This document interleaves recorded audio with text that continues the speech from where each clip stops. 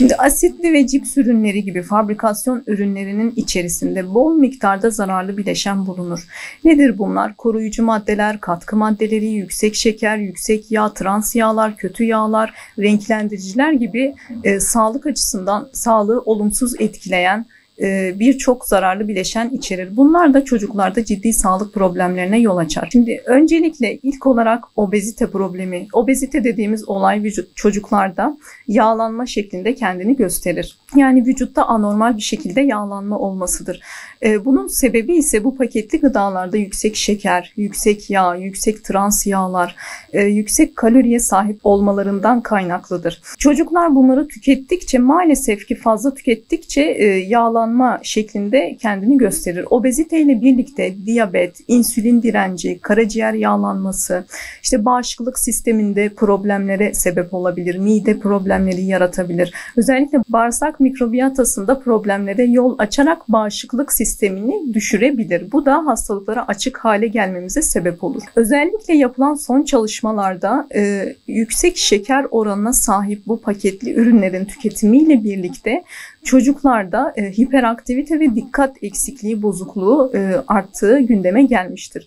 Bu anlamda çok dikkat etmemiz lazım. Ayrıca bu paketli gıdalar, bu asitli içecekler, bu kolalarda çok fazla miktarda plastik içerdiğinden dolayı çocuklarda hormonal problemler meydana gelebiliyor. Erken ergenlikler meydana gelebiliyor. O yüzden çok dikkat etmemiz gerekir. Bu ürünleri olabildiğince hayatımızdan çıkarmamız gerekiyor. Çocukları okullarda ve sosyal ortamlarda bu zararlı ürünlerin, bu paketli ürünlerden uzak tutmak için öncelikle ailelerin bilinçli olması gerekir. Çocuk çünkü aileyi rol model alır, aileyi örnek alır, aileyi taklit eder. O yüzden ailenin bilinçli olması gerekir. Ailenin sağlıklı beslenme eğitimiyle ilgili bilgi sahibi olup bunu çocuklara öğretmesi, göstermesi, eğitici bir şekilde etkinlikler yaparak bildirmesi gerekir. Çünkü çocuk ilk olarak ailede gördüklerini uygular. Aile sağlıklı beslenme eğitimi verecek.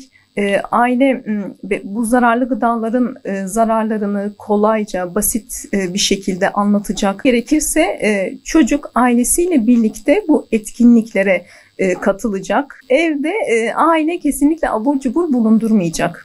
Özellikle ev yapımı ürünler tercihimiz olacak. Aileler çocuklarıyla birlikte evde sağlıklı atıştırmalıklar hazırlayacaklar. Mesela ne hazırlayabilirler? Fırınlanmış sebzeler, tam buğday unundan yapılmış sandviçler, sebze yemekleri, meyveler, meyveyle birlikte süt, yoğurt, kefir, kuru yemişler, fındık, fıstık, ceviz, badem. Bunları okulda beslenme çantalarına koyup okula götürecekler. Şimdi bir diğer konumuz da okul kantinleri. Maalesef ki okul kantinlerinde çok fazla abur cubur, paketli gıdalar var. Bu anlamda ciddi çalışmalar yapılması gerekiyor. Özellikle Milli Eğitim Bakanlığı, Sağlık Bakanlığı bünyesinde topluca bir çalışma yapılabilir. Bu ürünler yerine özellikle süt, kefir, yoğurt, tam buğday ekmeğinden yapılmış sandviçler, kahvaltı tabakları, özellikle yumurta, haşlanmış yumurtayı çok önemsiyoruz. Çocukların haşlanmış yumurta tüketmeleri gerekiyor. Ayrıca galetadır, leblebidir, fındık, fıstık, ceviz gibi kuru yemişlerdir. Bunların muhakkak okul kantininde bulunması gerekir. Eğer bulunmazsa da çocuk evde yapıp, ailesiyle birlikte yapıp beslenme çantasına koyacak ve bu şekilde okula gelmesi gerekecek. Okullarda maalesef ki eksiğimiz var bu konuda. Belirli zamanlarda beslenme uzmanları tarafından beslenme eğitimleri verilmesi gerekir. Çocukları bilinçlendirmek için bu eğitimlerin sürekli verilmesi gerekir. Özellikle çocuklar çok fazla sosyal medyadan etkileniyorlar. Bu reklamlardan uzak tutmamızda fayda var. Sonuç olarak çocukları zararlı gıdalardan korumak için bilinçlendirme, eğitimler, okul politikaları, hatta okullarda da sağlıklı beslenme politikaları ve etkinlikler yapılabilir. Bunların tümüyle çocuklarda eğitimle birlikte güzel bir sonuç elde edebiliriz. Çünkü çocuk yaşlarda zararlı alışkanlıklardan korursak çocuklarımızı ileriki yaşlarda daha bilinçli gıdalar tüketebilirler. Şimdi çocukların ilk olarak mevsimine uygun beslenmeleri gerekir.